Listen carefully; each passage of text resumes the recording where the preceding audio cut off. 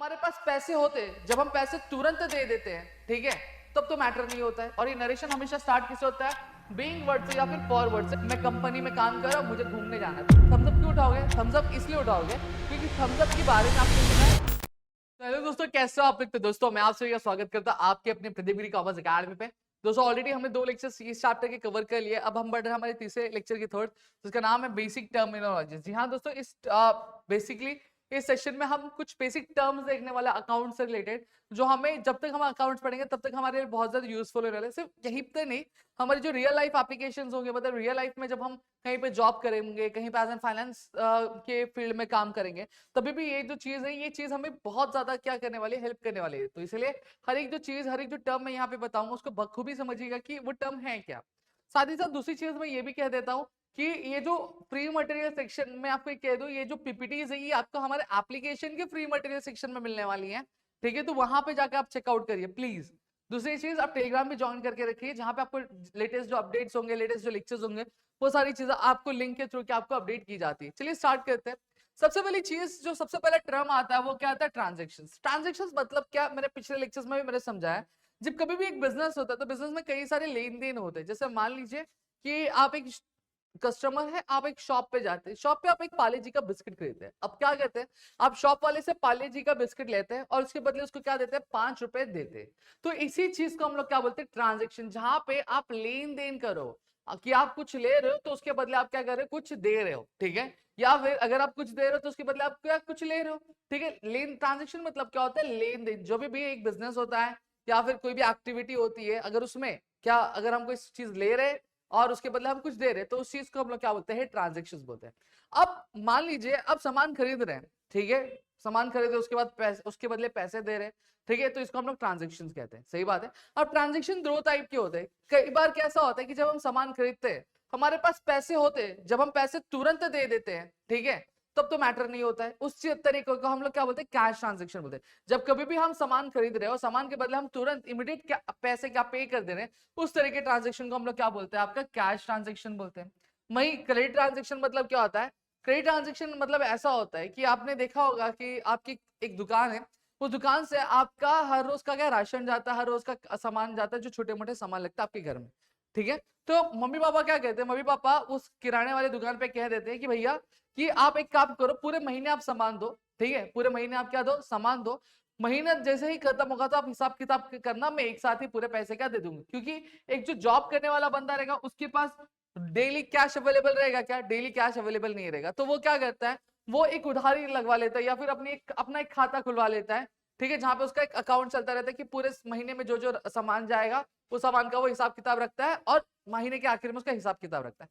अब यहाँ पे भी एक चीज देखो, यहाँ पे भी इंसान एक सामान ले रहा है, लेकिन सामान लेने का इमीडिएट कैश पे कर रहा है क्या? नहीं, इमीडिएट कैश पे नहीं कर रहा। वो क्या कर रहा है? वो कुछ समय बाद क्या कर रहा है? कैश पे कर रहा है। उस तरह के ट्रांजेक्शन को हम लोग क्या बोलते हैं? Credit transaction. मतलब जब कभी भी सामान ले रहे हैं और सामान लेके तुरंत हम पेमेंट कर दे रहे, उस तरह के ट्रांजेक्शन को हम लोग कैश ट्रांजेक्शन बोलेंगे।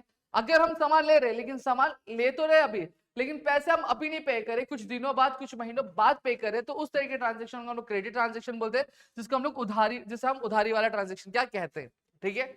नेक्स्ट आता है non monetary exchange. Non monetary exchange मतलब क्या होता है? एक ऐसा एक्सचेंज जिसमें पैसे का इन्वॉल्व होता नहीं है, ठीक है, एक ऐसा ट्रांजेक्शन जिसमें आप पैसे का इन्वॉल्वमेंट होता नहीं। जैसे फॉर एग्जाम्पल, आपके पास एक नोटबुक है, आप, मैंने आपसे वो नोटबुक ली, लेकिन नोटबुक के बदले में आपको क्या दे रहा हूँ? ये प्रेजेंटर दे रहा हूँ, दे दिया।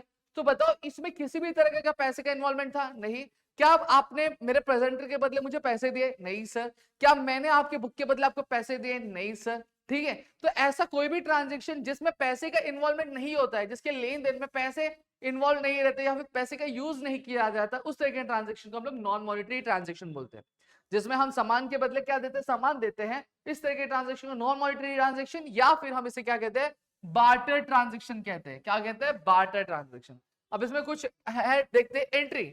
एंट्री मतलब क्या होता है? ट्रांजेक्शन हुआ, लेन देन हुआ, लेन देन होने के बाद हम क्या कहते हैं? हमारे हिसाब किताब की बुक में उसको रिकॉर्ड को मेंटेन करते हैं, उस चीज को हम लोग एंट्री कहते हैं। अब जो भी हमने एंट्री की होगी, जैसे cash account debit to sales account, या फिर purchase account debit to cash account, ये जो भी हमने एंट्री की, अब एंट्री आपको समझ में आ जाएगी, मुझे समझ में आ जाएगी। क्यों? क्योंकि वो एंट्री अकाउंट्स की भाषा में की गई है। लेकिन वही एक ऐसा बंदा जो अकाउंट्स की बैकग्राउंड से नहीं हो, फाइनेंस की बैकग्राउंड से नहीं हो, क्या उसको वो चीज इजिली समझेगी? नहीं, वो इजिली समझेगी नहीं। तो इसीलिए क्या किया जाता है, जब कभी भी एंट्री पास की जाती है तो एंट्री के ठीक नीचे ब्रैकेट में उस एंट्री को क्या किया जाता है, वर्ड्स में लिखा जाता है। जैसे cash account debit to sales account, इसका मतलब सामान बेचा गया है, तो आप लिखा जाएगा बीइंग गुड्स सोल्ड। ठीक है, ठीक है। अगर फॉर एग्जांपल खरीदा गया तो being goods purchase.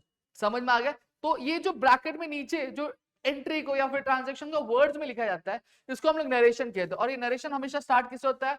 Being word से या फिर फॉर वर्ड से शुरू होता है। क्लियर हो गया? फिर आता है गुड्स। गुड्स मतलब क्या होता है? देखो, किसी भी इंसान के लिए, किसी भी बिजनेसमैन के लिए गुड्स क्या होंगे? जिसे वो बेचता है। जैसे फॉर एग्जांपल मैं क्या कर रहा हूं, मैं ये प्रेजेंटर बेचता हूं, मेरे पास बहुत सारे प्रेजेंटर, उस प्रेजेंट को मैं बेचता हूं, खरीदता हूं। मैंने ये प्रेजेंटर बेचा, तो ये प्रेजेंटर मेरे लिए क्या होगा? ये मेरे लिए गुड्स होगा। आप फॉर एग्जांपल डस्टर बेचते होंगे, तो आपके लिए क्या होगा? डस्टर होगा। मेडिकल वाला क्या बेचता है? दवाइयां बेचता है, तो दवाइयां उसके लिए क्या रहेंगी? गुड्स रहेंगे। कपड़े वाले क्या बेचते हैं? कपड़ा बेचते हैं, तो कपड़ा उसके लिए क्या रहेगा? गुड्स रहेगा। समझ में आ गया? जो भी बिजनेस में जो चीज बिकी जाती है, जिसकी वजह से पैसे आते हैं, उसको वो क्या कहता है? गुड्स क्या कहता है। समझ में आया?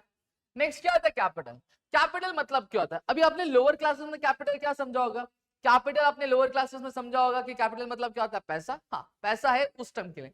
लेकिन अब आप कॉमर्स में आ गए हो तो कॉमर्स की भाषा थोड़ी सी सीख लेते हैं। जी हाँ, कैपिटल मतलब क्या होता है? देखो, मैं बिजनेस स्टार्ट कराओ, बिजनेस स्टार्ट करते टाइम में पैसे लगाऊंगा 10,000, 20,000, 30,000, सही बात है।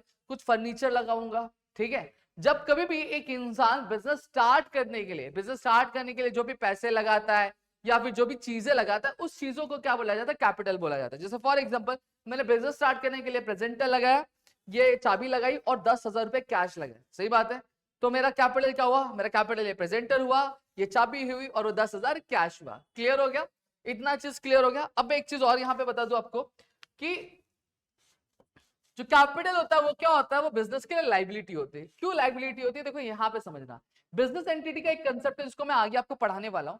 उस कंसेप्ट के हिसाब से क्या कहा जाता है, ठीक है, कि हमेशा जो, ठीक है, जो बिजनेसमैन होता है उसको एक अलग देखा जाता है और एक जो बिजनेस होता है वो अलग। दोनों एक होते नहीं है, ठीक है, दोनों एक नहीं होते। बिजनेस का खर्चा मतलब बिजनेसमैन का खर्चा नहीं, बिजनेसमैन का खर्चा क्या बिजनेस का खर्चा नहीं है, कभी भी होता नहीं है। दोनों क्या होते हैं? दोनों एक इंडिपेंडेंट पर्सन होते हैं, ठीक है, दोनों एक अलग अलग तरीके के इंसान से देखे जाते हैं। अगर ये जो बिजनेसमैन है, अगर बिजनेस को चालू करने के लिए कुछ पैसे लगा रहा है, तो बिजनेस के लिए वो क्या रहता है? वो कर्जा रहता है। क्या रहता है? कर्जा। कैपिटल क्या होगा? कर्जा होगा, एक तरह का लाइबिलिटी होता है। समझ में आ गया? जैसे फॉर एग्जाम्पल बिजनेसमैन है, मैंने मेरे बिजनेस को चालू करने के लिए 1 करोड़ रुपए लगाए, ठीक है, वो 1 करोड़ रुपए मैंने बिजनेस को चालू करे, तो बिजनेस के लिए वो क्या होगा? वो 1 करोड़ रुपए कर्जा रहेगा जो बिजनेस को मुझे आगे चल के क्या लौटाने होंगे। समझ में आया? क्लियर हो गया? तो कैपिटल मतलब क्लियर हो गया होगा, ठीक है। सेम तरीके से अब ड्राइंग्स क्या होती है? ड्राइंग्स अगर मैं बात करूं, जैसे मैंने कहा बिजनेस अलग है और बिजनेसमैन अलग है। तो जब कभी भी एक बिजनेसमैन क्या करता है? अपने बिजनेस से अपने बच्चों की फीस भरने के लिए पैसे निकालता है, या फिर कहीं घूमने जाने के लिए पैसे निकालता है, या फिर कहीं मस्ती के लिए पैसे निकालता है। मतलब सीधी सीधी बात है, जब कभी भी बिजनेसमैन अपने पर्सनल यूज के लिए किसी भी तरह का विड्रॉल करता, मतलब किसी भी तरीके से पैसे निकालता है बिजनेस से, तो वो जो पैसे निकालता है उसको हम लोग क्या बोलते हैं? ड्रॉइंग्स बोलते हैं। जैसे फॉर एग्जाम्पल मैं कंपनी में काम कर रहा हूँ, मुझे घूमने जाना है, तो घूमने जाने के लिए मेरा जो खर्चा होगा वो 15,000 रुपए क्या खर्च होंगे। अब मैंने क्या किया? बिजनेस के अकाउंट से 15,000 रुपए निकाले, और 15,000 रुपए मैंने क्या बिजनेस के लिए निकाले? नहीं, मैं मेरे घूमने के लिए निकाला, मेरे मजे मस्ती के लिए, मेरे एंटरटेनमेंट के लिए निकाला। तो 15,000 रुपए क्या होगा? वो ड्रॉइंग्स हो गया। समझ में आ गया? सीधी सादी भाषा में कहूं तो ड्रॉइंग्स मतलब क्या होता है? जब कभी भी एक बिजनेसमैन अपने पर्सनल यूज के लिए, अपने पर्सनल खर्चों के लिए क्या करता है? पैसे निकालता है बिजनेस से, तो उसको हम लोग क्या बोलते हैं? ड्रॉइंग्स बोलते हैं, ठीक है।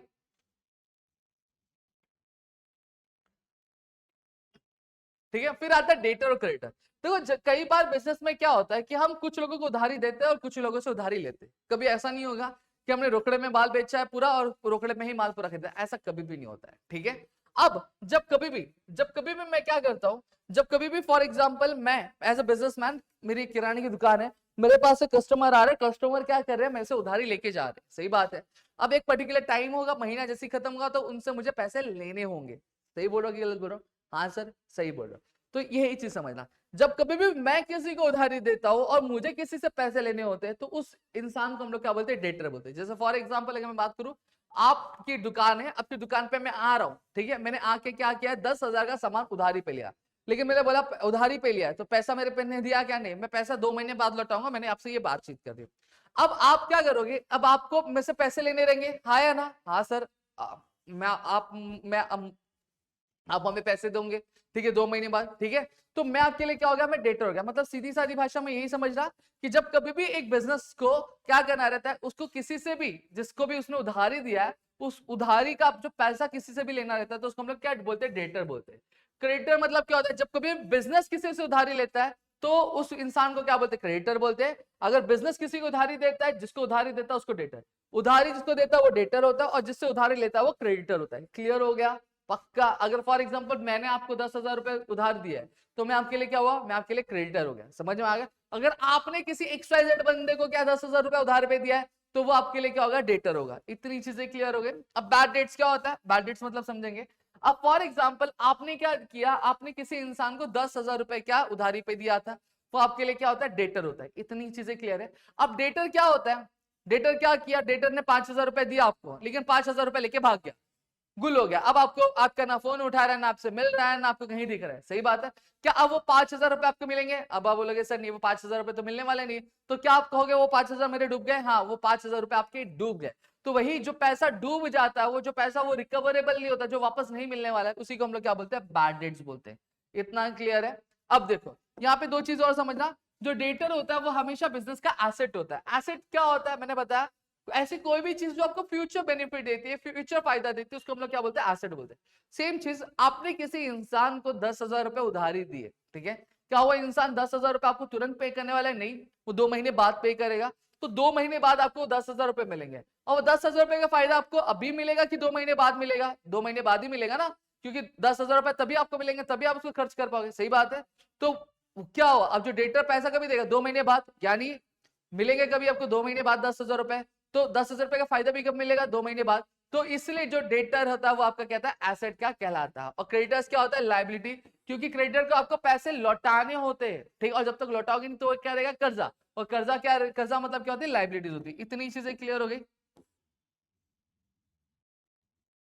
अब आता है एक्सपेंडिचर। एक्सपेंडिचर मतलब क्या होता है, जो भी बिजनेस में खर्चे होते हैं उसको हम लोग क्या बोलते हैं, एक्सपेंडिचर बोलते हैं। मतलब जो भी खर्चा होता है उसको हम लोग एक्सपेंडिचर बोलते हैं। कैपिटल एक्सपेंडिचर मतलब क्या होता है, जब कभी भी हम बिजनेस में किसी तरीके प्रॉपर्टी, किसी तरह की मशीन, या फिर किसी भी तरह का एसेट, किसी भी तरीके का फिक्स एसेट खरीदने के लिए हम जो खर्चा करते हैं उसको हम लोग क्या बोलते हैं, कैपिटल एक्सपेंडिचर बोलते हैं। जैसे मशीन खरीद ली, लैंड और बिल्डिंग खरीद लिया, या फिर फर्नीचर खरीद लिया, ठीक है, टेबल के लिए ऑफिस खरीद, टेबल के लिए नहीं, ऑफिस के लिए टेबल खरीद लिए, ऑफिस कंपनी के लिए हमने क्या किया, मोटर वैन खरीद ली। तो इस तरह के खर्चों को हम लोग क्या बोलते हैं, कैपिटल एक्सपेंडिचर बोलते हैं। क्या बोलते हैं, कैपिटल एक्सपेंडिचर। रेवेन्यू एक्सपेंडिचर मतलब क्या होता है, जो बिजनेस के डे टू डे खर्चे होते हैं, जैसे स्टेशनरी के लिए खर्चा किया वो रेवेन्यू एक्सपेंडिचर हो गया। हर महीने सैलरी देनी होती है, सैलरी के लिए जो पैसे गए वो हमारा रेवेन्यू एक्सपेंडिचर हो गया। फिर उसके बाद अगर मैं बात करूं, गाला लिया भाड़े पे, तो गाले का भाड़ा देना है, तो हमारा रेवेन्यू एक्सपेंडिचर। मतलब ऐसा कोई भी खर्चा, ऐसा कोई भी खर्चा जो बार बार अकर होता है, ऐसा नहीं कि 1 साल बाद ही अकर होगा, ऐसा खर्चा जो बार बार अकर होता है 1 साल में, उसको हम लोग क्या बोलते हैं, revenue expenditure. Deferred revenue expenditure मतलब क्या होता है, डिफर्ड रेवेन्यू एक्सपेंडिचर मतलब कुछ ये इस तरह का खर्चा होता है जिसका जो फायदा होता है वो 1 साल से ज्यादा के लिए हमें मिलता है। जैसे फॉर एग्जाम्पल मैं आपको पूछूं कि मार्केट में क्या चल रहा है, आप कमेंट सेक्शन में लिखना। आप बोलोगे सर फॉग चल रहा है, ठीक है, 2 मिनट में क्या तैयार होती है, मैगी तैयार होती है। पानी का बॉटल कभी भी लेने जाते हो क्या बोलते हो, बिस्लरी ले रहे हो। सही बात है। तो ये क्या, ये सब ब्रांडिंग है, ठीक है। अब कंपनी ने उस टाइम पे क्या किया था, क्या चल रहा है, ये एडवर्टाइजमेंट पे, ये एडवर्टाइजमेंट चलाने के लिए कंपनी ने बहुत खर्चा किया। सही बात है। अब कंपनी ने जो उस टाइम पे खर्चा किया था, क्या उसका जो फायदा कंपनी को 1 साल ही तक मिला? नहीं, कंपनी को आज तक मिलते आ रहा है, ठीक है। तो इसी तरह के खर्चे को हम लोग क्या बोलते हैं, डेफर्ड रेवेन्यू एक्सपेंडिचर। मतलब जब कभी भी आप क्या कर रहे हो, आप खर्चा तो कर रहे हो, ठीक है, खर्चा तो कर रहे हो, लेकिन वो डे टू डे का खर्चा ही है। जैसे एडवर्टाइजमेंट हो गया, ठीक है, वो आपका डे टू डे का खर्चा ही है, लेकिन उस खर्चे का जो बेनिफिट है वो आपको 1 साल से ज्यादा के लिए मिल रहा है। उसका जो फायदा आपको 1 साल के पीरियड से ज्यादा के लिए मिल रहा है, तो उसको हम लोग क्या बोलते हैं, डिफर्ड रेवेन्यू एक्सपेंडिचर क्या बोलते हैं। डिस्काउंट मतलब क्या होता है, छूट होता है। सीधी सीधी बात है। डिस्काउंट मतलब क्या होता है, छूट, यानी रिडक्शन। जैसे फॉर एग्जांपल अगर मैं बात करूं कि एक दुकान है, एक दुकान में आपको बोला, एक दुकान पे एक ऑफर चल रहा है। क्या ऑफर चल रहा है, 20% ऑफ का ऑफर चल रहा है, ठीक है। एमआरपी पे 20% का ऑफर, 20% का ऑफर चल रहा है, ठीक है। आप गए उस दुकान में, आपने 100 रुपए की एक टी शर्ट खरीदी। क्या खरीदी, 100 रुपए की एक टी शर्ट आपने खरीदी। सही बात है। और 20% ऑफ चल रहा है, तो एमआरपी पे आपको 20 रुपए कम करके दे देगा। हाँ, यानी कितने रुपए का दे देगा, 80 रुपए का। भले आप पैसा तुरंत पे करो, या फिर नहीं पे करो। ये जो डिस्काउंट है ये सभी के लिए डिस्काउंट होता है। इसी तरह के डिस्काउंट को हम लोग क्या बोलते हैं, ट्रेड डिस्काउंट बोलते हैं। जब कभी भी आपको किसी भी पर्टिकुलर शॉप पे, पर्टिकुलर दुकान पे, जब कभी भी आप कोई प्रोडक्ट खरीदो, उस प्रोडक्ट की एमआरपी पे आपको ऑटोमेटिक, जब दुकान वाला खुद क्या कहता है, सामने से आपको डिस्काउंट देता है, तो उस तरह के डिस्काउंट को हम लोग क्या बोलते हैं, ट्रेड डिस्काउंट बोलते हैं। अब यहाँ पे ध्यान देना, ट्रेड डिस्काउंट की एंट्री कभी भी बुक में दिखाई नहीं जाती। हाँ, उसको काटा भले जाता है, डिस्काउंट कैलकुलेट भले किया जाता है, लेकिन उसकी एंट्री कभी भी दिखाई जाती नहीं। कैश डिस्काउंट मतलब क्या होता है, जैसे फॉर एन एग्जांपल आपने क्या खरीदा, आपने 80 रुपए की टी शर्ट खरीदी ट्रेड डिस्काउंट मिलने के बाद। अब आपने बोला था कि मैं 3 महीने बाद क्या करूंगा, ये 80 रुपए दूंगा, लेकिन 1 महीने बाद ही आपने क्या कर दिया, आपके पास पैसे आ गए, तो आपने 1 महीने बाद ही क्या किया, पैसा लौटा दिया। अब जब दुकानदार के पास जाओगे तो आप बोलोगे ना कि भैया मैंने पैसे आपको 3 महीने बाद का बोले थे, लेकिन 1 महीने बाद ही मैंने आपको पैसा लौटा दिए। सही बात है। तो जब 1 महीने बाद पैसे मैंने आपको लौटा दिए तो कुछ तो डिस्काउंट दो। तो कंपनी वाला क्या करता है, दुकान वाला क्या करता है, आपको 80 रुपए की टी शर्ट अब 70 रुपए में देता है, यानी 10 रुपए का आपको छूट दो। अब 10 रुपए का छूट क्यों दिया, 10 रुपए का छूट इसलिए दिया क्योंकि आपने जो टाइम बोला था उस टाइम के पहले ही आपने क्या किया, आपने जो है क्या पैसे जो है वो लौटा दिए। सही बात है। तो इसलिए आपको 10 रुपए का जो डिस्काउंट है वो एक्स्ट्रा मिला। ठीक है, इस तरह के डिस्काउंट को हम लोग क्या बोलते हैं, कैश डिस्काउंट। जब कभी भी आपको डिस्काउंट तब मिलता है जब आप क्या करते हो, तुरंत किसी भी चीज का, किसी भी प्रोडक्ट का तुरंत पेमेंट कर देते हैं या फिर इमीडिएट पेमेंट कर देते हैं। तो जब पेमेंट करने टाइम पे जब आपको डिस्काउंट मिलता है, उस तरह के डिस्काउंट को हम लोग क्या बोलते हैं, कैश डिस्काउंट क्या बोलते हैं। और ये इसलिए ही किया जाता है ताकि जो कस्टमर से जल्दी जल्दी से क्या पेमेंट करते हैं। फिर क्या आता है, सॉल्वेंट और इनसॉल्वेंट। सीधी सीधी बात कहूं, एक सॉल्वेंट मतलब क्या, ऐसा बंदा होता है जो अमीर ज्यादा, मतलब जिसकी प्रॉपर्टी ज्यादा होती है लेकिन जो कर्जे होते हैं वो कम होते हैं, तो उस बंदे को हम लोग क्या बोलते हैं, सॉल्वेंट बोलते हैं। जैसे फॉर एग्जांपल मेरा जो एसेट है यार, एसेट मतलब मेरी जो प्रॉपर्टी है वो 100 करोड़ की है, ठीक है, लेकिन मेरे पे जो कर्जा है वो 1 करोड़ का। तो क्या ज्यादा, मेरा एसेट ज्यादा और लाइबिलिटी क्या है, मेरा कम है। तो मैं क्या हो गया, मैं सॉल्वेंट पर्सन हो गया। इनसॉल्वेंट मतलब कंगाल, इनसॉल्वेंट मतलब कंगाल। फॉर एग्जाम्पल हम मान लेते हैं कि मेरी जो लाइबिलिटी है वो कितनी है, 100 CR की है, लेकिन जो मेरा प्रॉपर्टी है वो कितना, 1 CR का। तो मेरे पास कुछ बचा क्या, मेरे पास कुछ बचा जो उल्टा से कर्जा और है। तो इस तरह के बंदे को हम लोग क्या बोलते हैं, इंसॉल्वेंट बोलते हैं। ठीक है, नेक्स्ट आता है अकाउंटिंग और कैलेंडर। कैलेंडर ईयर क्या होता है, जो शुरुआत कब होता है, 1 जन से शुरू होता है और खत्म कब होता है, 31 दिसंबर को क्या खत्म होता है। इस तरह के ईयर को हम लोग क्या बोलते हैं, कैलेंडर ईयर बोलते हैं। अकाउंटिंग ईयर क्या होता है, अकाउंटिंग ईयर जो शुरू कब होता है, 1 अप्रैल से शुरू होता है। ठीक है, जो भी ईयर, जैसा फॉर एग्जांपल 2025 चल रहा है, 2025 से शुरू हुआ, खत्म कब हो रहा है, नेक्स्ट ईयर 31 मार्च 2026 को खत्म हो रहा है। सही बात है। तो ये जो ईयर होता है इसको हम लोग क्या बोलते हैं, अकाउंटिंग ईयर बोलते हैं, या फिर इसको हम लोग फाइनेंशियल ईयर बोलते हैं। समझ में आ गया। अब सर हम जब अकाउंट मेंटेन करेंगे तो हम कौन सा ईयर फॉलो करेंगे, कैलेंडर ईयर फॉलो करना है कि अकाउंटिंग ईयर। तो मैं आपको बता दूं, आपको अकाउंटिंग ईयर फॉलो करना है। जब तक कॉमर्स में आप हमेशा ध्यान रखना कि आपका जो न्यू ईयर होगा वो 1 जनवरी को नहीं होगा, 1 अप्रैल को होगा। समझ में आया, क्लियर है। तो आपके लिए न्यू ईयर 2-2 होता है। फिर नेक्स्ट क्या आता है, trading concern, non trading. Trading मतलब देखो, आपने देखा होगा लाइफ में कि जो इंसान होते हैं 2 तरह के, कुछ इंसान होते हैं जो अपने फायदे के लिए काम करते हैं और कुछ इंसान जो होते हैं लोगों की भलाई के लिए काम करते हैं। उसी तरीके से ऑर्गेनाइजेशन में भी 2 तरह की, एक होता है ट्रेडिंग कंसर्न। एक ट्रेडिंग कंसर्न मतलब है एक ऐसी कोई भी ऑर्गेनाइजेशन, ऐसा कोई भी बिजनेस जिसका मेन मकसद क्या होता है, प्रॉफिट कमाना, उसको हम लोग ट्रेडिंग कंसर्न बोलते हैं। नॉट फॉर प्रॉफिट कंसर्न मतलब क्या होता है, ऐसा कोई भी ऑर्गेनाइजेशन जिसका मेन पर्पस होता है पैसे कमाना, मेन पर्पस नहीं होता उसका, मेन पर्पस होता है सोसाइटी की वेलफेयर करना, सोसाइटी को प्रमोट करना, सोसाइटी को डेवलप करना। उसके लिए अगर वो क्या एक्टिविटी करता है उसको हम लोग नॉन ट्रेडिंग कंसर्न क्या बोलते हैं।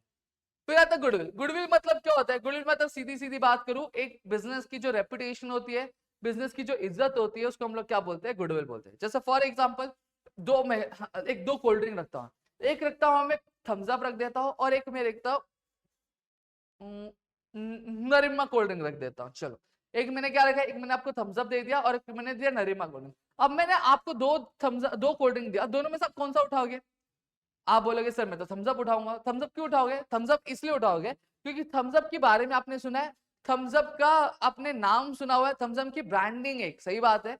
क्यों, क्योंकि आपको पता है कि थम्स अप एक अच्छी क्वालिटी होगी। ठीक है, थम्स अप में मुझे कोई भी दिक्कत नहीं होगा, कोई भी हेल्थ इश्यूज नहीं होंगे। ठीक है, अगर मैं इसको अभी तुरंत कंज्यूम करता हूं तो एक लिमिट में, सही बोल रहे हो। लेकिन नरिमा के बारे में आपको कुछ मालूम है, नरिमा के बारे में आपको कुछ भी नहीं मालूम है, सही बात है। तो आपने थम्स अप जो चूज किया वो क्यों किया, उसकी मार्केट में जो रेपुटेशन है उसकी वजह से, मार्केट में जो उसकी इज्जत उसकी वजह से, उसी रेपुटेशन को, उसी इज्जत को, उसी ब्रांडिंग को हम लोग क्या बोलते हैं, गुडविल बोलते हैं। ये क्या होता है, इनटेंजिबल एसेट होता है। गुडविल कभी भी दिखती नहीं है, दिखती है क्या, देखो ऐसे सामने से गुडविल जा रही है, ठीक है, सामने से रेपुटेशन नहीं, इज्जत और रेपुटेशन कभी दिखती नहीं, वो महसूस होती है, इसलिए क्या होता है ये इनटेंजिबल एसेट क्या होता है। ठीक है, प्रॉफिट और लॉस, प्रॉफिट मतलब सीधा सीधा बात है, जब कभी भी बिजनेस में कमाई ज्यादा हो यानी इनकम ज्यादा हो और खर्चे कम हो तो उसको हम लोग क्या बोलते हैं प्रॉफिट। जैसे 100 रुपया मैं कमा रहा हूँ, ठीक है, 100 रुपया मैं कमा रहा हूँ और खर्चा मेरा 20 रुपया ही है, तो मेरा फायदा हुआ कि नुकसान, मतलब कमाई 100 रुपया है लेकिन खर्चा 20 रुपया है, तो फायदा कितना हुआ, फायदा 80 रुपए का मेरा फायदा हुआ, तो ये 80 रुपए मेरा क्या हुआ, प्रॉफिट हुआ। अब वही लॉस मतलब क्या होता है, नुकसान, जब कभी भी फॉर एग्जाम्पल मेरा खर्चा 100 रुपया है लेकिन कमाई 20 रुपया है, यानी खर्चा ज्यादा और कमाई कम है, तो नुकसान हुआ, कितने का नुकसान हुआ, 100 में से 20 माइनस करो तो 80 रुपए का मेरा नुकसान हो गया। इनकम मतलब क्या होता है, ठीक है, इनकम मतलब सीधी सीधी बात करूं, जब कभी भी एक बिजनेस जो होता है, बिजनेस किसी भी तरीके से क्या पैसे जो अर्न करते हैं उसको हम लोग क्या बोलते हैं, आपका इनकम बोलते हैं। जैसे फॉर एग्जांपल गुड्स बेचा, इनकम मिला, ठीक है, किसी को सर्विस दिया, इनकम मिला, ठीक है, इन्वेस्टमेंट किया था, इन्वेस्टमेंट से उसको कुछ ब्याज आए तो वो इनकम हुआ, किसी शेयर में पैसे डाले थे, शेयर का इनकम डिविडेंड मिला तो वो इनकम हो गया। समझ में, रेवेन्यू मतलब क्या होता है, रेवेन्यू मतलब सीधी सीधी बात है, मैं इंसान हूं, ठीक है, मेरा एक धंधा है, ठीक है, किसका, प्रोटीन का, ठीक है, उसके अलावा भी मैं शेयर्स में भी इन्वेस्ट करता हूँ, मैंने पैसे इन्वेस्टमेंट में भी डाल के रखे हैं, मैंने पैसे उधारी पे भी दे के रखे हैं, ठीक है, वहां से भी मेरा ब्याज भी जाता है। ठीक है, अब जब पूरा एक एग्रीगेट हम देखेंगे तो वो मेरा इनकम कहलाएगा। लेकिन जब मेरा जो मेन काम क्या है, मेरा मेन काम है, मेरी दुकान जो है वो प्रोटीन की है, जब कभी भी मैं प्रोटीन क्या बेच के पैसे जो कमाता हूँ, ठीक है, प्रोटीन कमा के फॉर एग्जाम्पल 1000 रुपए कमाए, तो उसको मैं क्या कहूंगा, उसको मैं रेवेन्यू कहूंगा। लेकिन इनकम कब कहूंगा, जब वो मेरे जो डिविडेंड्स आया, ठीक है, इंटरेस्ट आया मुझे, या फिर जो सारी आपका ब्याज पे पैसे दिया था वहां से पैसे आए, तो उन सभी को मैं इनकम कहूंगा। लेकिन जब मैं सिर्फ जो पैसे मेरे पास आ रहे हैं वो किसकी मदद से आ रहे हैं, जो मेरा मेन बिजनेस का जो गुड्स है उसको बेच के आ रहे हैं, तो उसको मैं क्या कहूंगा, रेवेन्यू। समझ में आ गया रेवेन्यू मतलब क्या होता है। फिर आता है एसेट, एसेट मतलब क्या होता है, ऐसी कोई भी चीज जो बिजनेस की एक प्रॉपर्टी होती है, जो बिजनेस उसका ओनर होता है उसको हम लोग क्या बोलते हैं, एसेट बोलते हैं। अब यहाँ पे 3 तरह के एसेट है। पहला आता है फिक्स एसेट। फिक्स एसेट मतलब क्या होता है, एक ऐसा एसेट जिसका फायदा, जिसे खरीदने के बाद जिसका फायदा होता है वो हमें 1 साल से ज्यादा पीरियड के लिए मिलता है, मतलब लंबे टाइम तक मिलता है, उसको हम लोग क्या बोलते हैं, फिक्स एसेट। जैसे फॉर एग्जांपल लैंड, लैंड तो ऐसा नहीं कि 1 साल तक ही फायदा देगा, एक बार जमीन खरीदे तो सालों तक फायदा देता, तो हमारा वो एसेट हो गया। बिल्डिंग आपने 1 साल में बनाई तो क्या दूसरे साल वो गिर जाती है, नहीं, वो भी आपको कई साल तक फायदा देती है, तो बिल्डिंग हो गया हमारा। मशीनरी हो गया, गुड, सेम चीज, अगर आपने इज्जत बनाई है तो वो इज्जत क्या 2 महीने में गायब हो जाती है, नहीं, अगर आपने एक अच्छा खासा मार्केट में इज्जत बना तो वो 2-3 साल तक आपको क्या करती है, फायदा दिलाते रहते। Fix asset. करंट एसेट मतलब क्या होता है, एक ऐसा एसेट जो आपके 1 साल से ज्यादा पीरियड के लिए टिकता नहीं है, वो 1 साल के अंदर अंदर ही क्या होता है, वो खत्म हो जाता है। जैसे कैश, क्या पैसा आज है कल नहीं रहेगा, ये हमारा क्या होता है, करंट एसेट होता है। स्टॉक, गोडाउन में आज स्टॉक है कल को बिक गया तो स्टॉक खाली हो गया, सही बात है, तो ये हमारा क्या होता है, करंट एसेट। फिक्टियस एसेट मतलब क्या होता है, फिक्टियस एसेट मतलब एक ऐसा एसेट, ठीक है, एक ऐसा एसेट जो, जैसे फॉर एग्जांपल मैंने एडवर्टाइजमेंट कर दिया, एडवर्टाइजमेंट का पैसा मैंने आज पे किया, ठीक है, एडवर्टाइजमेंट का पैसा जो है मैंने आज पे कर दिया, कितने 10 सालों तक पे कर दिया, कितने सालों तक, 10 सालों तक पे कर दिया। तो क्या इस साल मैंने पे किया तो आगे आने वाले 10 साल तक क्या मुझे एडवर्टाइजमेंट का पैसा पे करना पड़ेगा क्या, नहीं सर, एडवर्टाइजमेंट का पैसा पे नहीं करना पड़ेगा। क्यों, क्योंकि आपने उसका जो पेमेंट है एडवांस में ही पहले कर दिया है, तो 10 साल तक मुझे कोई झंझट नहीं, कोई टेंशन नहीं, तो 10 साल तक मुझे उस पेमेंट का फायदा मिलेगा कि नहीं मिलेगा, हाँ सर मिलेगा। तो इस तरह के हम लोग एसेट को हम लोग क्या बोलते हैं, फिक्टियस एसेट बोलते हैं। लाइबिलिटीज, लाइबिलिटीज मतलब क्या होता है, कर्जा। लाइबिलिटीज मतलब क्या होता है, कर्जा, जो एक बिजनेस को क्या किसी और को पे करना पड़ता है या फिर किसी ऑर्गेनाइजेशन को पे करना होता है, जिसमें सबसे पहले आता है फिक्स लाइबिलिटी। फिक्स लाइबिलिटी मतलब क्या होता है, एक ऐसी लाइबिलिटी जो लॉन्ग टर्म के लिए होती है, मतलब 1 साल से पीरियड के लिए ज्यादा। जैसे बैंक से लोन लिया, बैंक का लोन क्या आप 1 महीने में चुकता कर देते हो, नहीं सर, उसे उसका ईएमआई 10-10 साल, 5-5 साल, 20-20 साल, 30-30 साल तक चलता है, तो ये क्या हो गया, एक लॉन्ग टर्म कर्जा हो गया, तो इसी को हम लोग क्या बोलते हैं, फिक्स लाइबिलिटीज बोलते हैं। करंट लाइबिलिटीज क्या होता है, करंट लाइबिलिटीज जो छोटे टाइम के लिए होता है, जो 1 साल में खत्म हो जाता है। जैसे आपने क्रेडिटर्स, किसी से आपने पैसे उधार पे लिया, तो उसका पैसा 10-15 साल तक नहीं, 80,000 का माल उधारी पे लिया था, तो आप क्या करोगे, 4 महीने में, 6 महीने में उसका पैसा का लौटा दोगे। तो इस तरह के लाइबिलिटीज को हम लोग क्या बोलते हैं, करंट लाइबिलिटीज। फिर आता है नेटवर्थ। नेटवर्थ मतलब क्या होता है, नेटवर्थ मतलब ऐसा कोई भी पैसा, ऐसा कोई भी एसेट जो ओनर ने, यानी जो बिजनेसमैन है, उस बिजनेसमैन ने क्या किया है, बिजनेस में क्या इन्वेस्ट किया है, उसको हम लोग क्या बोलते हैं, आपका नेटवर्थ बोलते हैं। या फिर दूसरी चीजें कब होती है, जब फॉर एग्जाम्पल मेरा जो एसेट है वो 100 करोड़ का है, ठीक है, लेकिन जो मेरी लाइबिलिटी है 50 CR की है, तो 100 CR में से 50 CR अगर मैं माइनस करता हूं तो कितना बचता है 50 CR। अब मतलब एसेट लाइबिलिटी से लाइबिलिटी जो हमारा एक्सेस है एसेट का, मतलब एसेट कितना जो एक्स्ट्रा होता है लाइबिलिटी से उसको भी हम लोग क्या बोलते हैं नेटवर्थ। यानी एसेट हमारा 100 था और लाइबिलिटीज 50 थी, तो लाइबिलिटीज कंपैरिजन में एसेट हमारा कितना ज्यादा है 50 से आ जाता है, तो इसको भी हम लोग क्या बोलेंगे, इसको हम लोग नेटवर्थ बोलेंगे। क्या बोलेंगे, नेटवर्थ बोला जाता है। इतना क्लियर हो गया, ठीक है। तो मेरे ख्याल से आपको ये पूरी चीजें क्लियर हो गई होंगी। तो यहाँ पे मेरा पूरा का पूरा जो आपका ये था क्या, आपका जो बेसिक टर्मिनोलॉजी से मैंने यहाँ पे पूरी क्लियर कर दिया। होप्स आपको चीजें क्लियर हो गई होंगी। Still if you have any doubt please do let me in the comment section.